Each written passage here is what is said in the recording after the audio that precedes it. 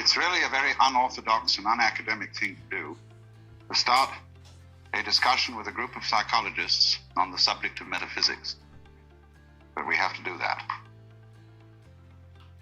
Because a lot of people say that their approach to life is scientific as distinct from metaphysical, and that metaphysics is bosh anyway. But everybody, by virtue of being a human being, is willy-nilly a metaphysician. That is to say, everybody starts from certain fundamental assumptions as to what is the good life, what he wants, what are his, shall we say, axioms for living. And I find that psychologists tend to be blind to these fundamental assumptions.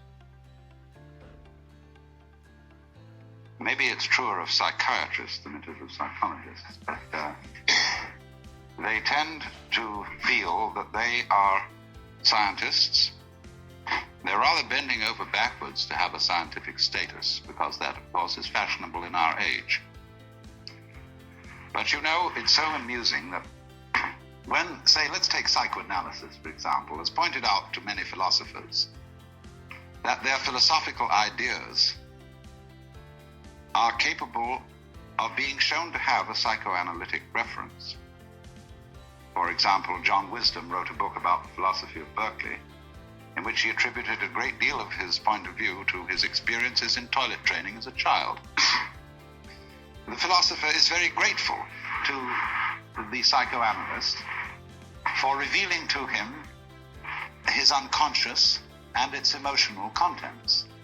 But the psychoanalyst must in turn await a revelation from the philosopher as to his philosophical unconscious and the unexamined assumptions which lie in it.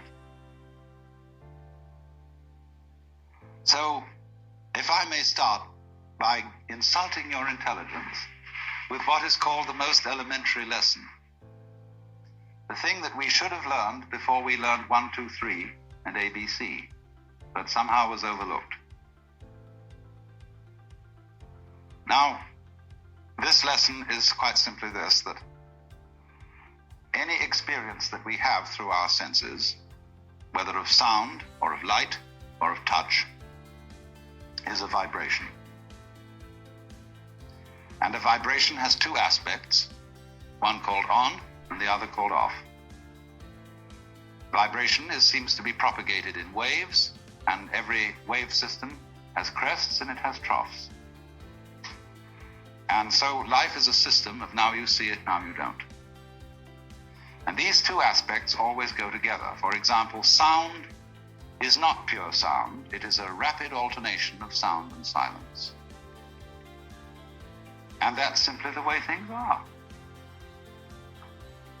Only you must remember that the crest and the trough of a wave are inseparable. Nobody ever saw crests without troughs or troughs without crests, just as you don't encounter in life people with fronts but no backs. Just as you don't encounter a coin that has heads but no tails. And although the heads and the tails, the fronts and the backs, the positives and the negatives are different, they're at the same time one. And one has to get used fundamentally to the notion that different things can be inseparable. That what is explicitly two can at the same time be implicitly one. If you forget that, very funny things happen. If therefore we forget, you see, that black and white are inseparable, and that existence is constituted equivalently by being and non-being, then we get scared. And we have to play a game called, black might win. And once we get into the fear that black, the negative side, might win, we are compelled to play the game, but white must win. And from that start all our troubles. Because you see, the human awareness is a very odd mechanism. I don't think mechanism is quite the right word, but it'll do for the moment. That is to say, We have, as a species, specialized in a certain kind of awareness, which we call conscious attention. And by this, we have the faculty of examining the details of life very closely. We can restrict our gaze, and it corresponds somewhat to the peripheral field, the central field of vision in the eyes. We have central vision, we have peripheral vision. Central vision is that which we use for reading, for all sorts of close work, and it's like using a spotlight, whereas peripheral vision is more like using a floodlight. Now, civilization and civilized human beings, for maybe 5,000 years, maybe much longer, have learned to specialize in concentrated attention. Even if a person's attention span is short, he is, as it were, wavering his spotlight over many fields. The price which we pay for specialization in conscious attention is ignorance of everything outside its field. I would rather say ignorance than ignorance, because if you concentrate on a figure, you tend to ignore the background. You tend, therefore, to see the world in a disintegrated aspect. You take separate things and events seriously, imagining that these really do exist, when actually they have the same kind of existence as an individual's interpretation of a Rorschach blot.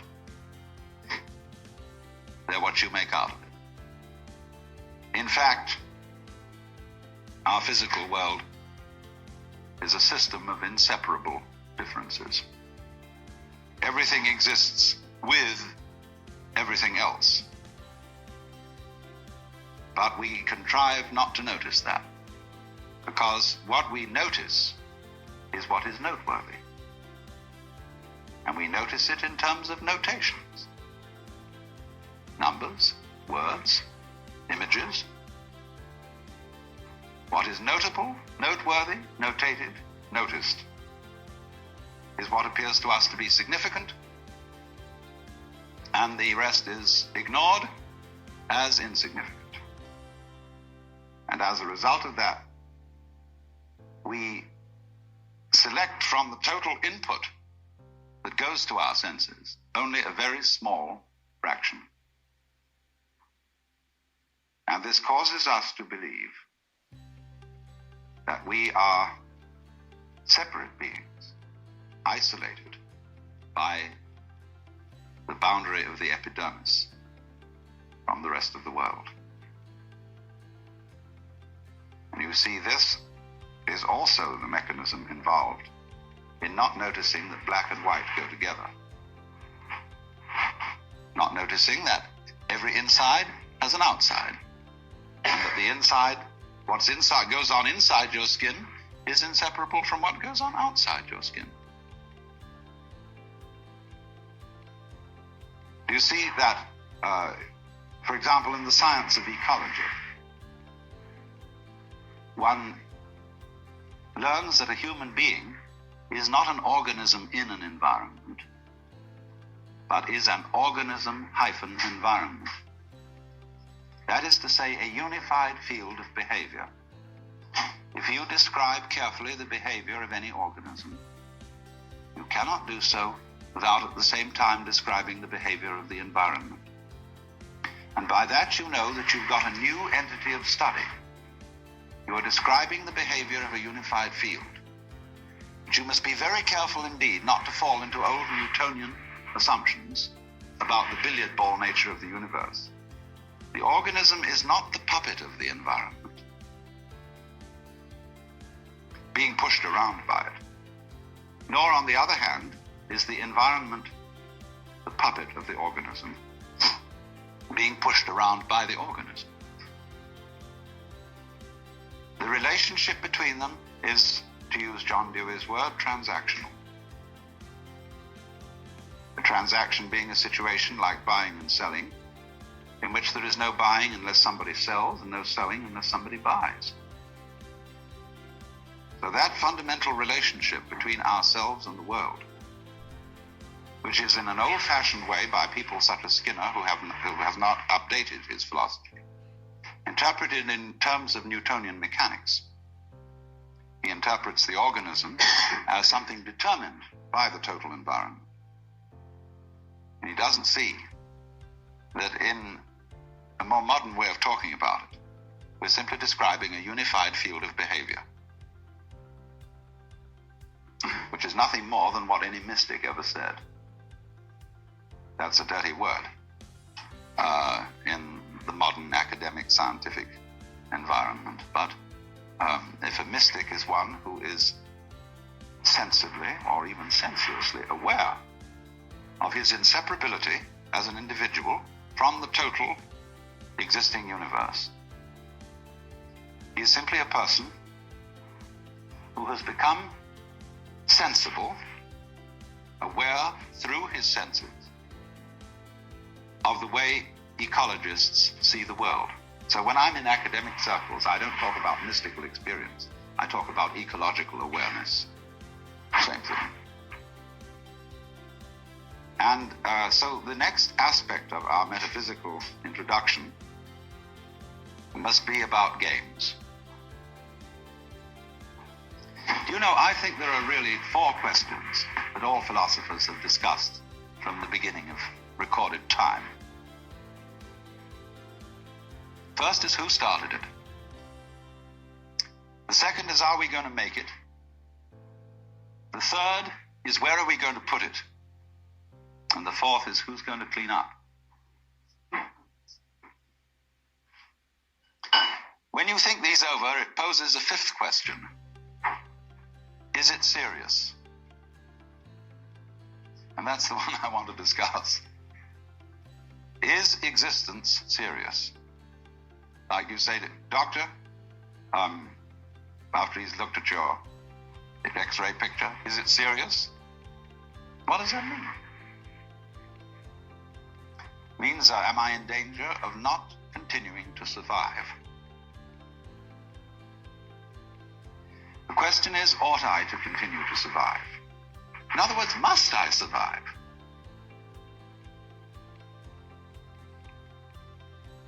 If life is serious, then of course I must survive. If it is not serious, it really doesn't matter whether I do or I don't.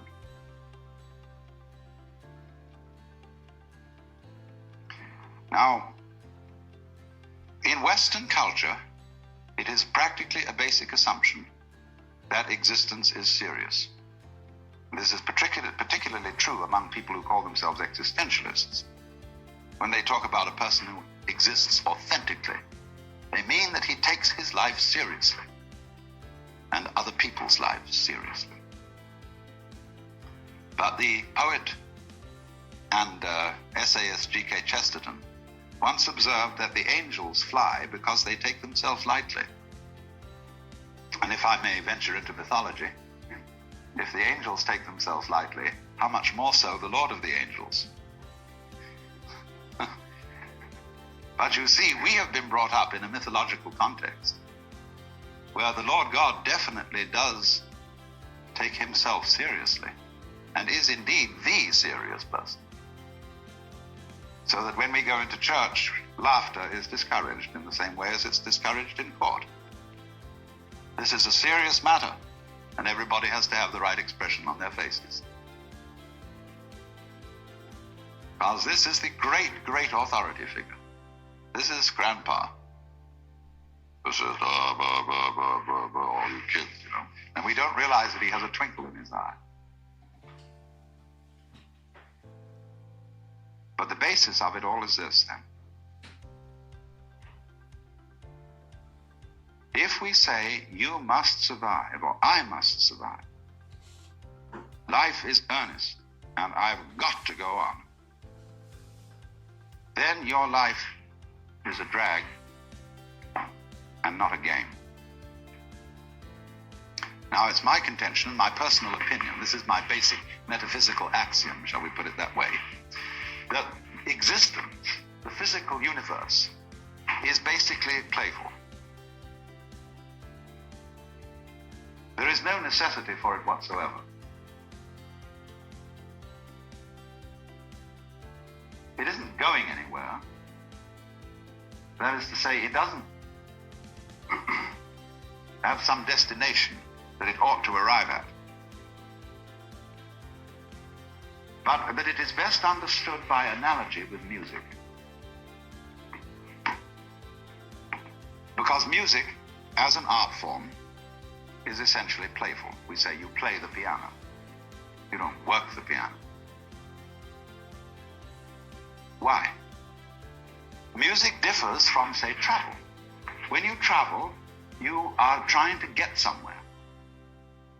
And of course, we, because being a very compulsive and purposive culture, are busy getting everywhere faster and faster and faster till we eliminate the distance between places. I mean, with the modern jet travel, you can arrive almost instantaneously. What happens as a result of that is that the two ends of your journey become the same place. So you eliminate the distance and you eliminate the journey. Because the fun of the journey is to travel, not to obliterate travel. So then, in music, though, one doesn't make the end of a composition the point of the composition. If that was so, the best conductors would be those who played fastest. And there would be composers who wrote only finales. People go to a concert just to hear one crashing chord, because that's the end. Same way in dancing. You don't aim at a particular spot in the room. That's where you should arrive. The whole point of the dancing is the dance.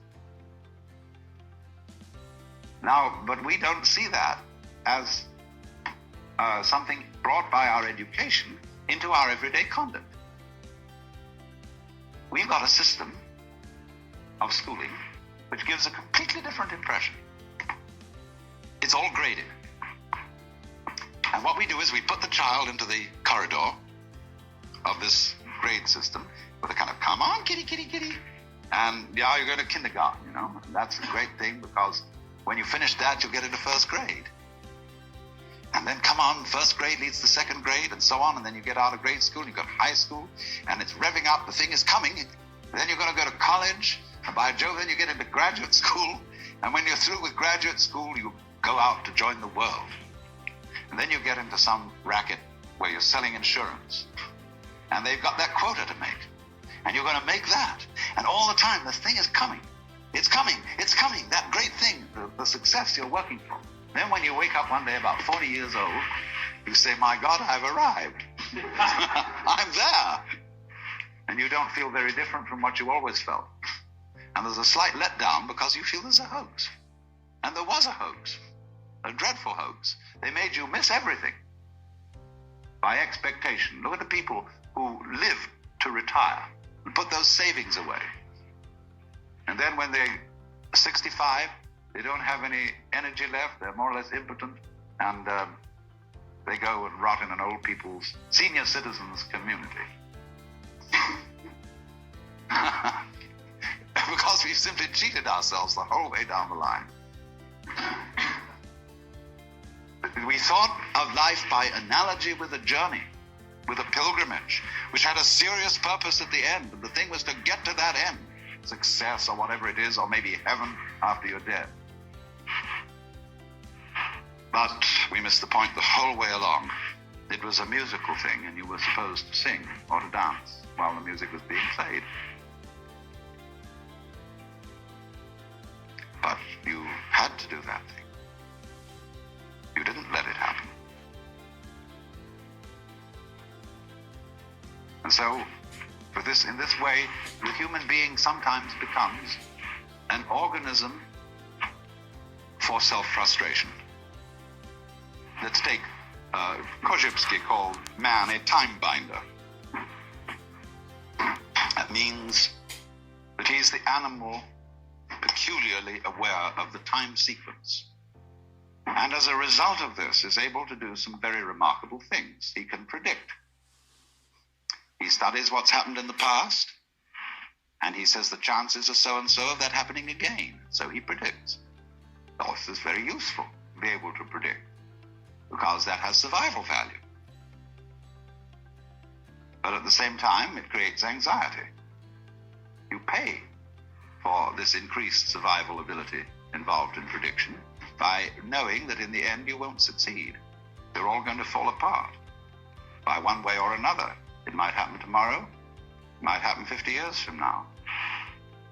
But it all comes apart in the end. And people get worried about that, they get anxious.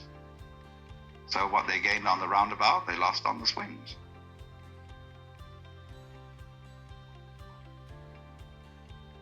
So then, if you see, on the other hand, that existence, this is, as I said, my basic metaphysical assumption, which I won't conceal from you, that existence is musical in nature. That is to say that it is not serious. It is the play of all kinds of patterns. We can look upon different creatures as we look at different games, as we look at chess, checkers, backgammon, tennis. There's the tree game, the beetle game, the grass game. Or you can look at them as you look at different styles of music, mazurkas, waltzes, sonata, etc., all down the line. There are all these different things doing their stuff. And they're going to do, you know, in different rhythms. And we're doing that. If you were in a flying saucer from Mars or somewhere, and you came and looked, try and make out what was living on this world, from about 10,000 feet at night or early morning, you would see these great ganglia with tentacles going out all over the place. And early in the morning, you see little blobs of luminous particles going into the middle of them. See? And then in the late afternoon or early evening, it would spit them all out again. And they say, well, this thing breathes. And it does it in a special rhythm. It goes in and out, in and out, in and out once every 24 hours. But then it rests a day and doesn't spit so much. It spits in a different way. That's a kind of irregularity, and then it starts spitting all over again the same way. Well, I say that's very interesting. That's this kind of thing we have. See? This is something that goes this way. You see? Now, existence, you see, is something that is spontaneous. The Chinese word for nature, zhiran,